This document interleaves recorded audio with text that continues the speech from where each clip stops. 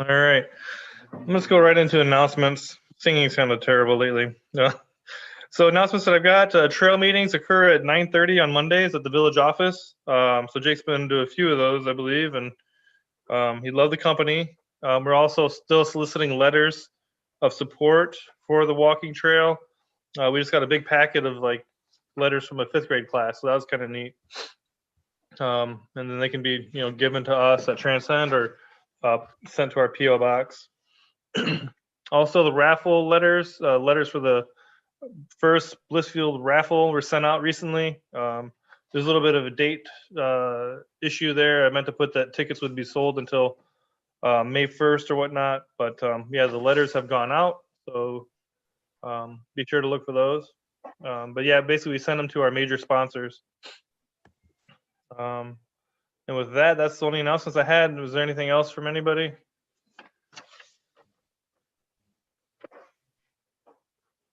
I don't think so. So at this point, we'll introduce our member Jake, who is doing our program today. Hello, all. Okay, let me mute myself. So, trail update. Like Johnny said, we were doing weekly meetings for last few weeks at the village office there. Darwin has been at all of those with us. He's been really helpful in kind of guiding us along to this point. We're, like Johnny said, we've got letters of support from the community. Obviously, if anybody could write one from a business perspective or how they think that it would benefit the community, that would be much appreciated. The more community support we have, the better for the grant writing process. One of the things we're dealing with now is getting into the actual application for the grant. So I've never done that. It's fairly detailed. So our next step, Darwin is creating me a login in their system, because it has to be an authorized official from the village that actually submits that application, but they can make alternate entrants or users on the account. So I can be involved in that process. I can help edit the application and help fill it out with some of the stuff I have. And Darwin has said that he'll help me because there's a lot of things from the village end that I don't fully understand for information they're asking about. So he's going to help me with that. We've talked a lot about long-term maintenance of the trail and all sorts of stuff. So within the next month, I'm going to go in front of the village council, I guess probably virtually again, and the planning commission virtually, and just make sure they have the site plans and make sure that everything is all our I's are dotted and our T's are crossed with them. The application itself is due April 1st. I think we might need to amend our site plan just a little bit, just based on some recommendations from Brent, the DPW supervisor, and based on some people he's talked to about longevity of walking trails and people who are more dialed in to that than ourselves. But I think we're making some good headway. The grant we're applying for is a Department of Natural Resources Trust Fund grant. It's anywhere from $15,000 to $300,000 for the grant.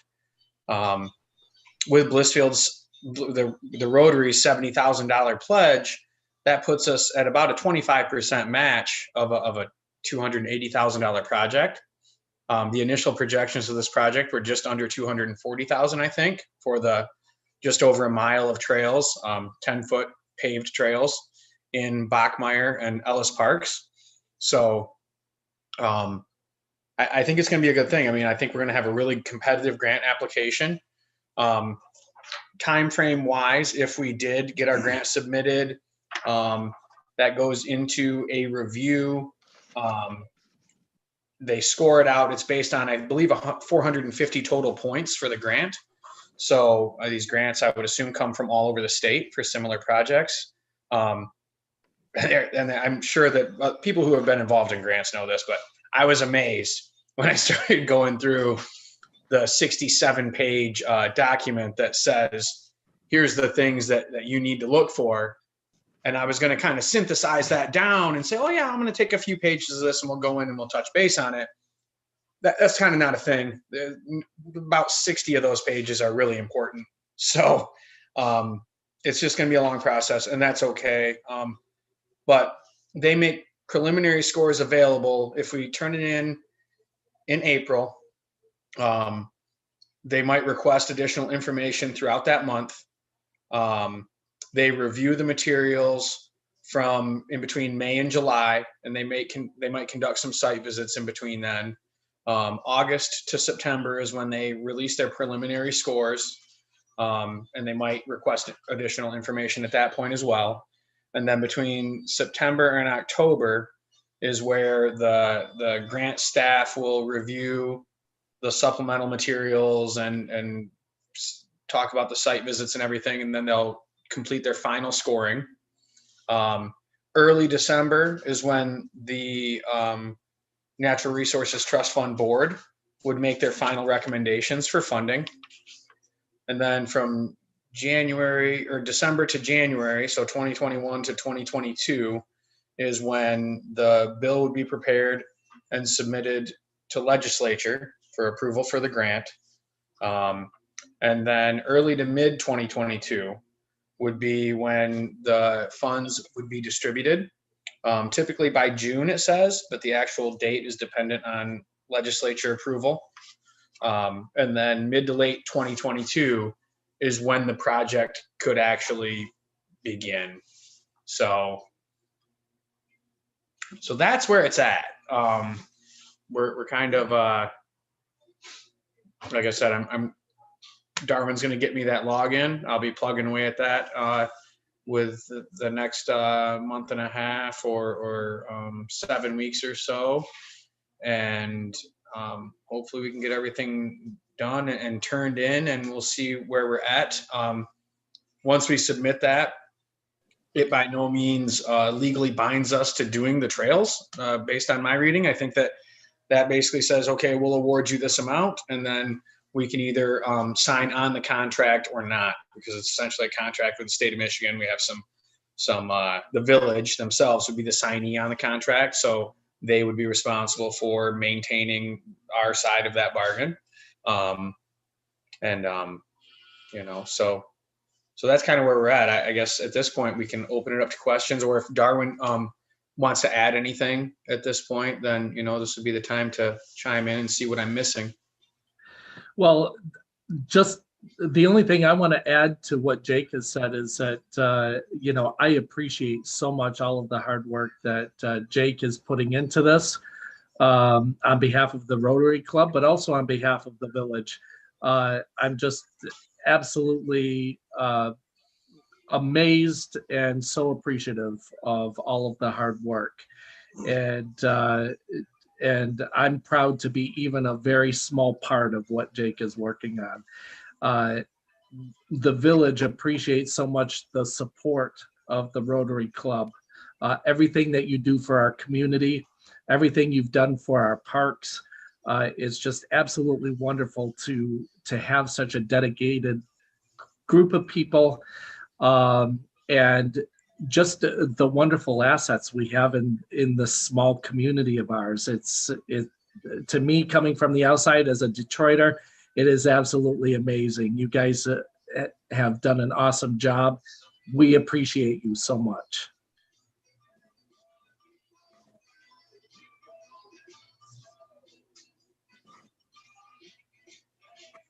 So does anybody have any questions regarding the trail? I mean, I think we've had the site plans out for some time. We had them up at our at the village office for a while. I've got copies here. We've got one at the village office right now. It's going to be a 10-foot wide trail. It's going to be, I believe, 6 inches of substrate under it, 3 inches of asphalt on top of it. So a pretty sturdy trail.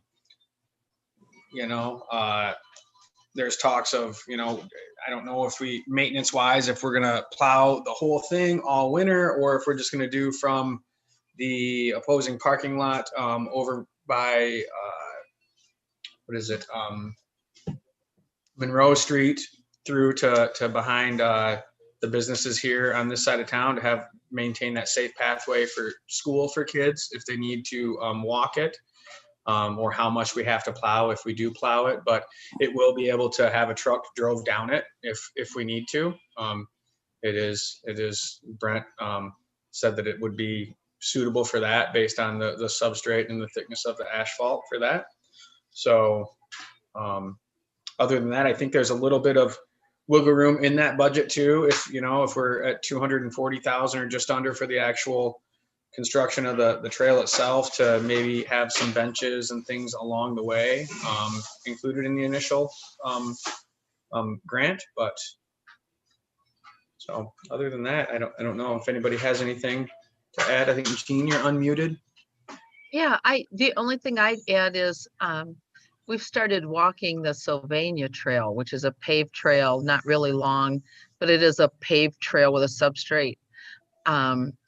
And it is plowed, which makes it desirable in the winter. If you go to Wildwood, for example, you have to be able to traverse walking on snow, which is not a big deal for most of us, but it is more like walking in sand. You know, you have to be able to do that. But with the paved trail in Sylvania, which they plow, and there are a few places you can see they put ice on, maybe water gathers or something, and they'll put some salt on, rather, you know, the salt block. It's really a nice accessible track for everything from running to, you know, strollers to whatever. That comment when, you know, being paved was an asset on that for winter. Yeah, and I think, I mean, in a perfect world, definitely plowing it would be awesome. I know, I think that it would be about $1,600 a year or something. Brent projected it for the budget to get that done. So, I mean, at that point, that would be something if we really wanted, and if the village really wanted done, us as citizens would have to attend the council meetings and say, hey, or talk to your local council people and say, listen, we want this done. We want you to include this in the budget. We need you to, you know, make the decisions to either omit something or add this to it. And I don't know. I mean, I think salting, you know, you kind of want to stay away from over salting things, because obviously that can be hard on structures. But yeah, I think obviously clearing the trail for it to be accessible would be a great thing, especially in the winter. I mean, we had a pretty mild winter this year, but if it's not too cold, people like to get out. I think it's a really nice layout, and I think that park's a huge, wonderful park, and it'll give the dog park improved access, because through conversations with Brent, he was saying that he knows of a couple handicapped gals that take their dogs down there, and they just drive their vans or cars right out onto the grass, because there's no way for them to get to that dog park to access it with their animals. You know, they can't use their wheelchairs or their motorized chairs on the grass down there, or whatever they have. So they drive right out there. So I think one of the amendments to the path would be bringing it in front and having that dog park accessible for them. I think it's going to open things up for the community a lot down there. It's just a matter of, you know, finding securing the grant, and then finding the appropriate maintenance plan and seeing what we want to do with it. So, I mean, other than mowing and cleaning debris off if it does flood, which it's going to be a relatively level playing field. There's not going to be, you don't want to have too much of it sticking above the grade or the current grass because of the flooding, the nature of the flooding and stuff in that park, because when debris moves out with the water, it'll get caught on it if it's at all above that level. Other than sealing the asphalt, just the crack sealing, there's not a ton of yearly maintenance to it. So save the winter plowing and things. So hopefully we can figure it out.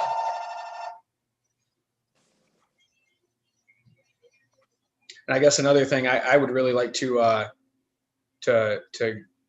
put our name on the trail, you know, Blissfield Rotary Trail, if we are securing that funding and going through all this application process. And us, I mean, essentially doing most of the legwork for it. But I don't know, Darwin, is that a village decision at that point? It would be a village council decision, but that is not an unusual request to have some type of marker that indicates that that the trail was funded.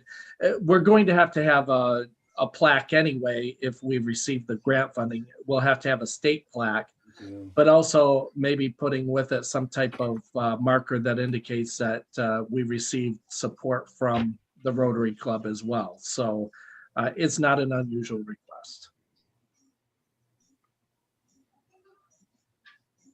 Any questions from anybody? I mean, I know we're not meeting weekly anymore. We're meeting bi-weekly at the village office. And I would encourage you, if you do want to attend, email either myself or Marty, just because we're in a very small room there, so we can't have too many, but it's not, I mean, I don't want to discourage any of you, but if you want any information on it too, certainly reach out to me. Text me, email me, whatever, you know, you can give me a phone call. It doesn't matter, but. Now, we're going to bi-weekly as of today. Not for Rotary. No, sir. No, you jumped on kind of midstream there. We're talking about the trail meetings. Oh, okay, the trail meeting.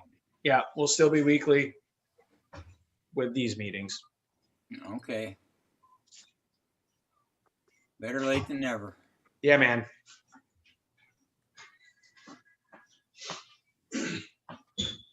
Don't, no, yeah, I'm not putting my dukes up against you. So what do you think, Gene? Is there anything you think that I'm missing? I don't know. I mean, I sent you that booklet. It's pretty all encompassing. It's a little bit daunting when I read it. I was like, oh my gosh, dude. So. Right. And I guess my reaction is I'm glad that we have Darwin involved because I've only really been involved in private foundation requests that were successful. And the only government-based one, state of Michigan, I really felt like the organization was over its head and wasn't in a position to be successful and, you know, spent a lot of time on something that was never going to go anywhere. But I think this is different when you're working as a team with the village and we're helping them make something happen, which is their grant request.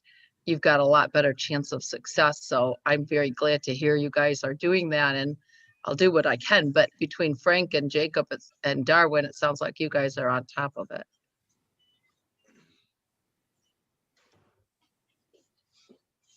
Yeah, I mean, I feel good with where we're at right now, you know, so that's the next step. I want to get in and get to that application so I can actually see how the questions are proposed and start getting in there and hammering away at it. And like I said, Darwin said he'd be more than happy to facilitate a couple individual meetings if I need them. You know, I'd like to get a list of things like once I get in the application and say, okay, here's, you know, X, Y, and Z that I don't understand or I need the village's input, and we'll plug those in together and make sure that we get it turned in on time. Hey, Jake, is Rotary the only one that's going in on funding for this, or is there other funding coming from different avenues? I think that's pretty much it. Is just our money. I mean, there was other talks initially, but nobody ever really came through, and there wasn't a lot of traction with it. So I think one way we could do additional funding when we get there is to maybe if people wanted to put in some benches or something along the way, and say if the Girl Scouts wanted the bench or the Boy Scouts or whatever, we could kind of plug those in after the fact. But yeah, we're pretty much the lion's share of it there. How much you're requesting a grant for, Jake? I might have missed it. We haven't put in the actual total amount. So the estimate on construction is $238,000 or something from Poggemeyer for the initial estimate, and that's not with engineered drawings and things like that. So I don't know how that works, Darwin. When we submit this application, are we tied to a hard number at that point? Or once we do that and then we get engineered drawings and things like that, is there like, you know, do they say, okay, you're eligible for a grant, and then you say, we send you the final contract? Is that something they would submit and say, we request those additional documents, and then we say, okay, here they are? You would be tied to a specific dollar amount when you submit your application. So we would have to have a good estimate of what the cost of the project is going to be, because they will award their grant funding based on the amount that we had submitted. So we'll have to have pretty good numbers. I would think then at that point, if we're looking at 238,000 for the initial construction of the trail, and then if you take into account engineering and all the extra things, we could submit up to a $280,000 grant based on our $70,000 contribution from Rotary. So I would think that's where we would go. We would go with that 280,000.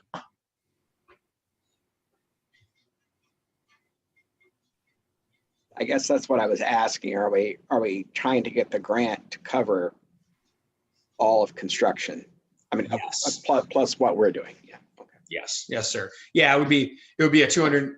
Well, our match, I guess the grant itself, the funding from the state would then be 210,000.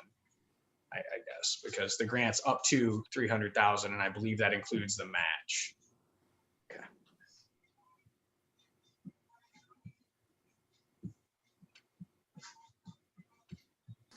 So Jake or Darwin, I don't know. I just thought of this when we were talking. So this grant, is there only one available, or are there multiple grants available? That's a good question. Jake, did you want me to answer that question? Yeah. So there are multiple grant awards that are made under the Michigan Natural Resources Trust Fund.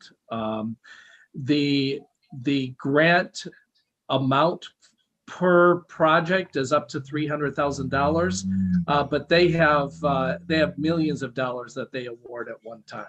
So, Okay, yeah, that's what I was asking. If there's 20 people looking for that one grant, or if there's more than one, enough money for more than one available. It sounds like yes, that's the answer. There is. Okay. Good. In the meantime, I just have to keep walking around the block. Yeah, it's good for you, Art. You keep moving. Except, can I ride my bike on the trail? Yeah, you can, man, as long as you don't run over pedestrians and harass people. Okay. You're not going to not harass people, Art. You know that. No, say no, he can't. Yeah, so no. Good question, Art, but no. Okay. Yeah, that actually that's a really good question. It's different to have a bike trail versus a walking trail. And if it's combined, there are like rules of the road and lots of issues to consider. So I was hoping this is a walking trail, but if it's walking, biking, because it's wide enough, that's, good too. It's not very long probably as a biking trail, but Yeah, I mean, it's just over a mile. So yeah, no, I mean, as an actual cycling Sure. trail, for an actual cycling enthusiast, it wouldn't be very long. But I guess I don't know. I mean, it's going to be 10 foot wide. So I just always assumed that I guess in my head that you could ride a bike on it if you felt like it. I was thinking more for children and the elderly, but I guess, I don't know, Darwin, is that something that, I know it does specify walking trail in there, but would that be up to the village at that point once we install it to say, okay, what is allowed and what isn't allowed? I know it'd be a non-motorized vehicle path, obviously. But you just said cycles a minute ago. I thought maybe motorcycles would be allowed. No, Okay. Art, non-motorized. definitely not motorcycles, but I don't see any reason why bicycles cannot be used on the trail. It is going to be 10 feet wide, which is the standard for a walking and bicycle trail. And one thing we need to keep in mind that even though the trail itself within the park is a fairly short trail, it will connect to our street system, to other sidewalks throughout the community. So, just on the other side of the parking lot here at Village Hall. So it will connect to other areas. And so it is conducive for for bicycles. And you're absolutely right. There are certain rules of the road for bicycles when they're using those types of trails.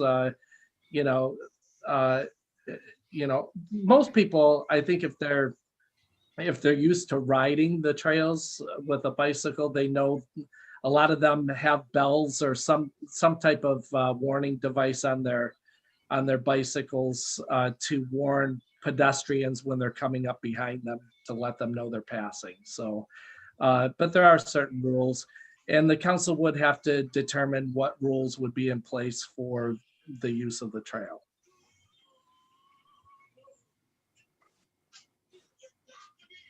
Cool.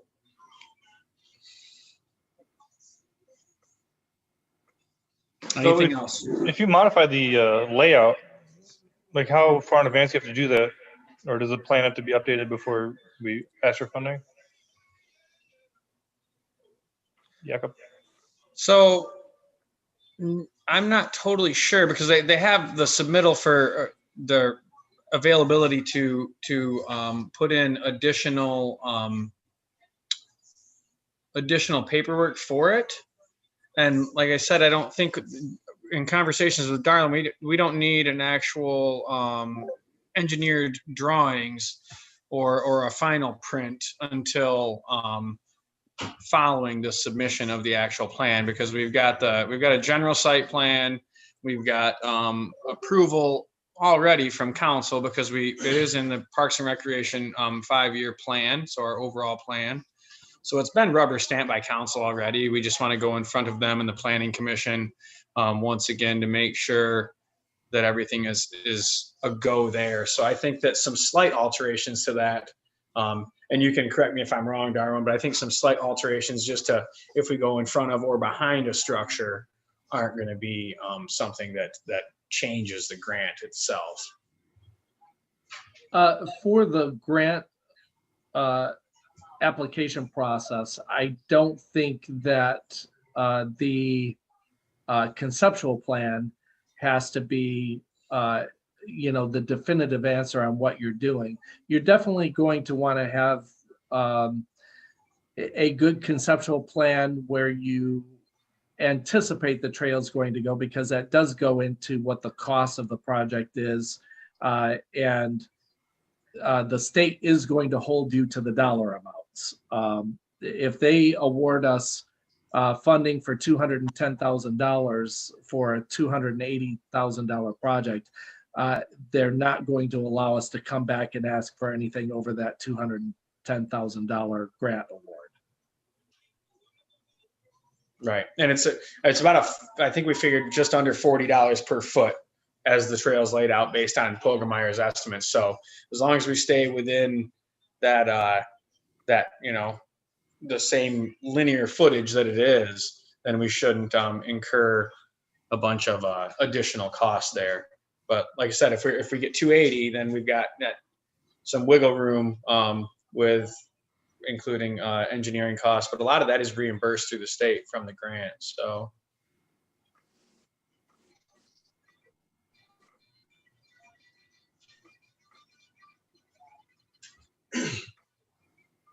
that's pretty much, I mean, that's kind of where we're at. Like I said, we're waiting on application now. So All right. Well, thank you, Jacob. All right. Will you all join me in the 4-way test? First, this is the truth. Is it fair to all concerned? Will it build goodwill and better friendships? Will it be beneficial to all concerned? Thank you, everybody. Thank you, Darwin, for coming. Yeah, thank you, Darwin. Thank you so much to all of you for having me. I really appreciated the invite from Bob. Bob, thank you so much. And I do want to get over to the library to see you. You're welcome anytime. You all are, by the way. You're all welcome at the library. Are we allowed inside now? You by appointment. Darwin gets a free ride because he's a friend of mine. But the rest of you can make an appointment. What?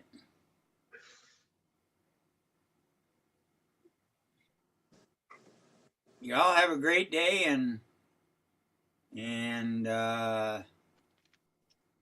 we gotta see what's going on with the trial or whatever you want to call that thing. Well, thank you, Darwin. I'm glad you attended. Good call bringing him in, Bob. Thank you, Oh, sir. sure. Thank you, I everybody. forgot to tell Chris that he was coming, but otherwise, That's okay. He's your friend. So, I mean, like, yeah, that's right. yeah, it's good. He doesn't need an appointment. That's it. And remember, when you're on that bike trail and on your bicycle, you got to give people like me, you have to say on your left early enough that you can say your other left when I stepped right into your path. Okay. That's the important thing. Talk to you guys later. All right, bye. Peace be with you all.